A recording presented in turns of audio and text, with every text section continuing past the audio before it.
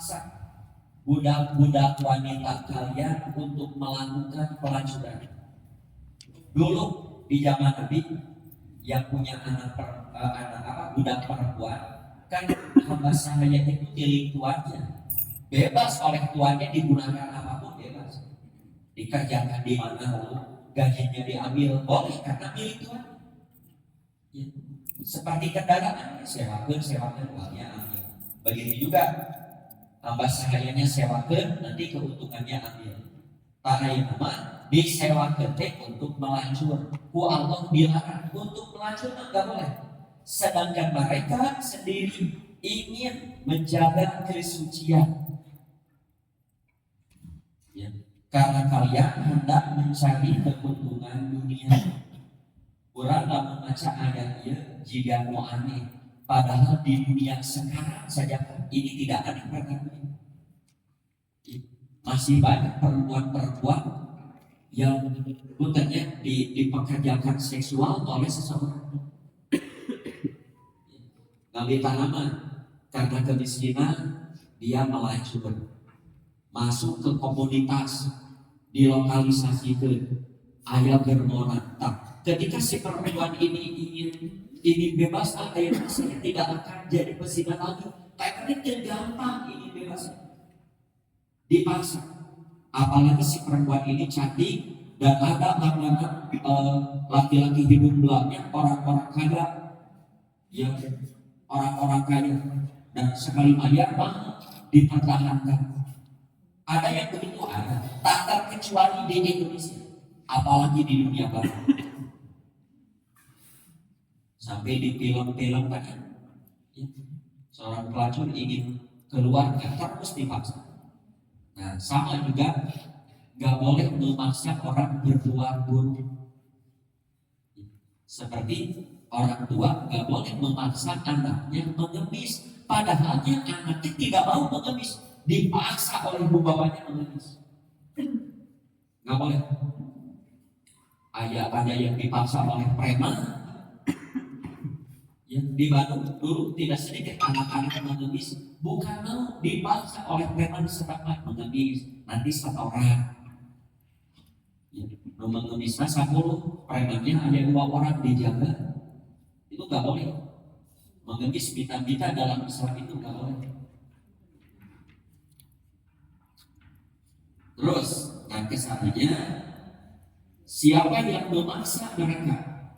Memaksa melacur, memaksa melakukan haram, memaksa melakukan maksiat, sungguh Allah pengampun penyayang kepada mereka sesudah dipaksa. Jadi kalau orang dipaksa melakukan sesuatu yang haram, maksiat, maka dosanya ditimpakan kepada yang memaksa. Ada orang dipaksa terus berzina padahal dia sudah tidak mau ingin taubat, maka dosa zinahnya ditimpakan kepada yang memaksa. Na'udzubillah min dzalik. So, ayat asbabun nuzul. Para hadirin hadirat rahimakumullah. Kronologis turun ayat ini banyak, tidak kurang dari 5 macam. Tapi saya muat 2 saja. Pertama, dalam suatu riwayat dikemukakan Subaih hamba sahaya milik Huwaitib bin Abil Zar. Dia minta ketuanya untuk merdeka dengan suatu perjanjian. Tuan, izinkanlah saya bekerja di luar. Nanti gajinya akan ke Tuan untuk memerdekakan diri. Tapi permohonan itu ditolak. Turun ayat ini yang memerintah untuk mengabulkan permintaan hamba sahaya itu penuhi. Apalagi si Tuan tahu kalau dia merdeka, dia akan lebih bagus. Merdeka, jangan dikekang. Ya. Saya ibu, kalau kiki saya begini, disadarkan dia. Ini mah pribadi. Mau bapak, ibu, anak bapak, anak ibu bekerja di sebuah perusahaan. Lalu dia merasa kalau saya terus bekerja di sini, katingalina tidak akan maju. Boleh pindah. Dengan pindah kalau dia tahu ada yang lebih baik saran dari saya, pindah. Kan ada ayat Pak, Allah tidak akan mengubah suatu kaum sebelum ia mengubah nasibnya sendiri. Ini pengalaman religius saya. Saya sampai pertama kali punya anak 4, saya masih mengajar privat, ngajar ikro ke rumah-rumah. Ya. Ada mikro, tabligh begini jarang ya. Masih ngajar privat aja beberapa. Saya berpikir kalau saya hanya ngajar privat terus, privat mau maju gitu. Mau maju, tapi kalau ditinggalkan lebah. Karena kan hari privat lumayan, kamarnya bulanan kan. Kadang-kadang mengajar tidak mengajar, honorar tetap ditinggalkan lebah, ya. Tapi kalau saya ngajar sama terus mau maju, saya ingin maju, ilmu saya ingin maju, cara mengajar saya ingin maju. Cara biasa. Saya ada potensi lalu lepas, ya, dipastikan dia termasuk ke adik saya Ustaz. Kajian dia lepas. Sudah saya ingin mengajar brilliant seperti ini. Dulu mengajar di pesantren begitu badai. Kalau saya terus ngajar di pesantren ilmu maju. Kan hari ngawulan di pesantren kan ngajar kayak kita payung aduh mau maju. Saya ingin ngajar yang tiap ngajarnya makalah yang baru, hebat yang baru, ketik lagi baca lagi, ya. Berubah naik dari sama dalam bekerja dalam hal termasuk dalam hal olahraga. Bapak rasa pingpong di hiji tempat, di dia mah maju-maju, ambil hoyong maju, so cari lawan yang lebih bagus lagi, aduh, hayang maju, lawannya eta kene, sama, belajar pun sama, bekerja pun sama. Kalau menjodoh, diam-diam aja maju-maju. Kade eta mah lamun abi boga pasangan ieu teu soleh lantaran pasangan saya buruk akhlaknya tidak mau berubah dan mau ya, boleh akhlaknya buruk, saya tidak bisa soleh maksimal kalau terus pasangan yang tidak pernah sholat malah mabuk wae judi lagi judi lagi dipikirkan ayat lagu judi lagi mabuk lagi. Nah, sabab usul kedua dalam suatu ayat dikemukakan adalah diubah menyuruh hamba sahaya wanitanya untuk melacur dan dia meminta bagian hasilnya. Maka turun ayat ini melarang memaksa hamba sahaya perempuan ya untuk berzina untuk mengambil keuntungan. Sekarang tafsir per poin ya, produk per poin. Pertama, Bapak Ibu hadirin hadirat rahimakumullah. Pertama nih, orang yang belum mampu menikah, belum mampu kawin, hendaklah jaga kesucian diri sampai Allah mampukan dengan karunia.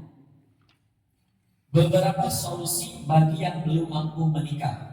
Belum mampu menikah karena memang belum pernah menikah atau pernah menikah terus bercerai atau ditinggal mati, ingin menikah lagi.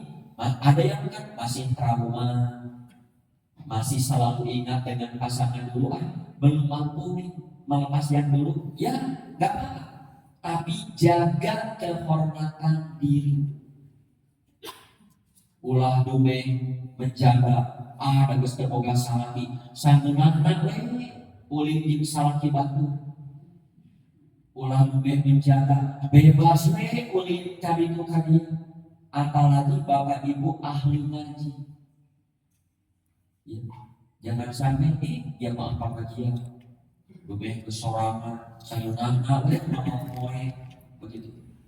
Ya, jaga kehormatan diri. So, apa solusinya? Pertama, menjaga kesucian diri yang dengan menjauhkan diri dari perbuatan zina. Jangan cabut, jangan bertindak perbuatan senonoh ya atau perbuatan yang lainnya. Kadituna rajin puasa sunnah karena itu akan menjaga syahwatnya. Ketika nikahilah budak wanita kalau punya hamba sahaya, nikah hamba sahaya. Nanti itu diterangkan lagi di bawahnya. Yang keempat, rajin menundukkan pandangan. Belum mampu menikah, pulang jelalatan wae aku. Kawinmu hari ini hari rubah hero, yang nanti sahwat terpakai. Ya.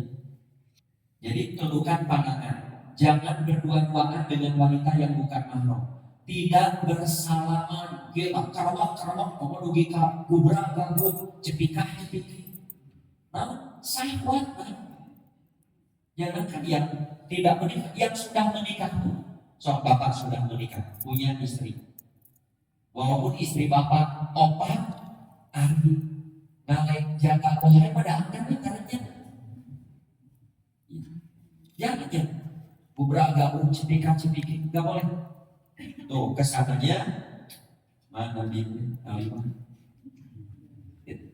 hingga tidak bersapar dengannya. Sapar duaan maksudnya turi duaan, turi boncengan ya. Nah sekarang bagaimana jika ada orang dia mampu menikah tapi dengan cara berutang, kayak gitu.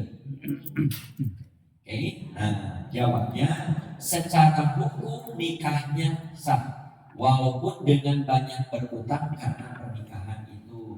Tapi sebaiknya orang yang akan menikah tidak menyusahkan diri dengan berutang karena beberapa alasan. Jadi saya nikah hajat lebih banyak hajat malam, ya hajat malam begitu. 3.000 warna penonton.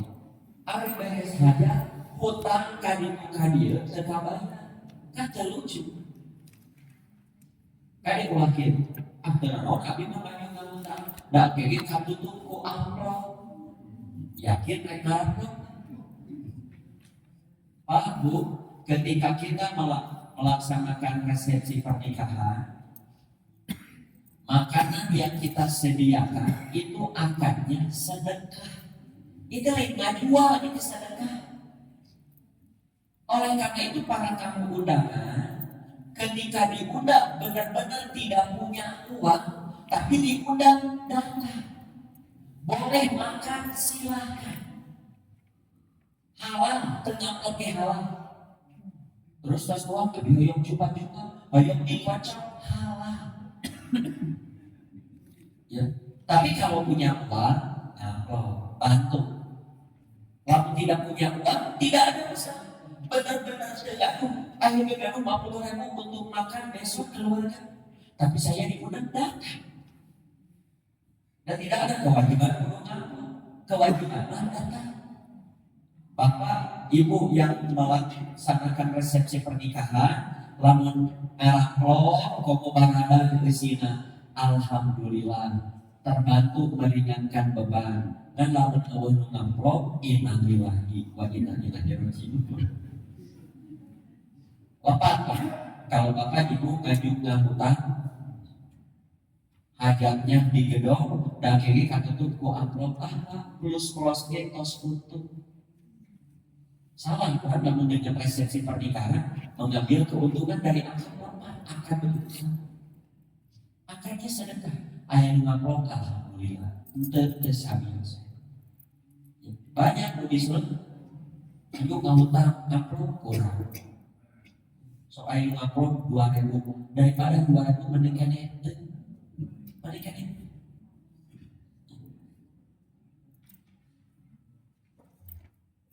So, apa alasannya? Pertama, firman Allah tadi yang ayat 33 atur. Orang-orang yang belum mampu menikah jaga kesucian diri sampai Allah mampukan. Kedua, sabda Nabi SAW, siapa yang tidak mampu menikah, salulah. Jadi bukan belum mampu, nganyuklah dan begitu. Salulah. Ketiga, kisah orang yang mau menikah tapi tidak punya apa-apa untuk mas kawin sekalipun cincin dari besi. Lalu Nabi tetap menikahkan orang itu dengan mas kawin hafalan Quran yang diajarkan kepada calon istrinya, bukan dengan cara berutang. Boleh kalau kalkulatif, Misalkan abdi mah ngandung ngawutan teh da gaduh tanah berkapling-kapling teu kabayar ku amplop jual we sakapling mangga. Jangan spekulatif ya. So, sami bu, bade hutang kamana wae termasuk minjem ke bank kalkulatif, jangan spekulatif. Berbahaya. Begitu juga minjem ke saudara. Banyak saudara yang ingin meminjamkan uang kepada orang.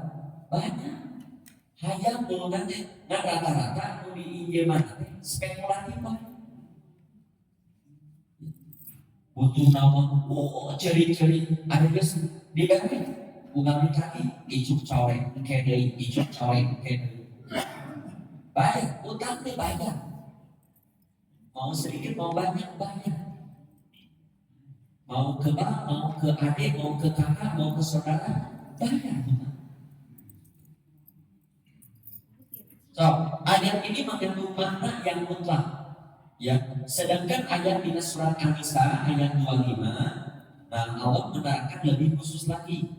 Saya baca terjemahnya saja. Siapa di antara kamu yang tidak cukup pembelanjaannya untuk mengawini wanita merdeka beriman, boleh mengawini wanita beriman dari budak-budak yang kamu miliki. Ini maksudnya begini. Bapak Ibu hadirin hadirat rahimahullah. Seorang laki-laki boleh memilih perempuan yang standarnya tinggi boleh. Saya ingin punya istri jantungan 175 minimal. Ya, silenjangnya sudah silenjangnya. Pimpinan eros jika salah jika Lady Gaga. Ya, lengkapan ngageboy jika Julia Robert. Ya, dugi kakulit nage kelihatan cangkang jauh. Mun langer terwek di sorenan dugi kalau sakit badan. Ya, maka ada orang ingin cari calon istri yang standar tinggi begitu dan siapkan kosnya siapkan. Hayang kawin kalian sastro Amerika itu 750.000 sabelah kulit panau kebehan ayo ke artis mana dan siapkan. Hayang nikah di atas bawahnya KTC minimal supaya kuat mana nggak kalau tidak mampu sebawahnya mampu yang kita ngawin orang kota beribu jangan mau suami disakit kami suami dengan kiri cari di desa cari ke kampung-kampung masih banyak wanita di daerah-daerah serius yang gaduh sembarang pokoknya mah abi mah asal akan sulit bagernya anda abi beres cari perempuan yang itu ada perempuan itu masih banyak di daerah begitu mas ayat. Kalau belum mampu, nanti aku menikah pak, yaitu calon istri abi mah yuk, cari kawin baik keserasa bawahnya, kabarnya keserasa. Kalau kamu mampu, ada. Kalau tidak mampu, cari yang bawah. Ada sebaik-baik istri itu yang tidak pernah membebankan suami. Bahkan pada gantung motor, tidak serius. Lamun mampu amesa henteu teu sabius. Cuma kaya kawin pokokna mah abi ayeuna geus kawin motor. Hayang riweuh. So, halaman kedua. Nah,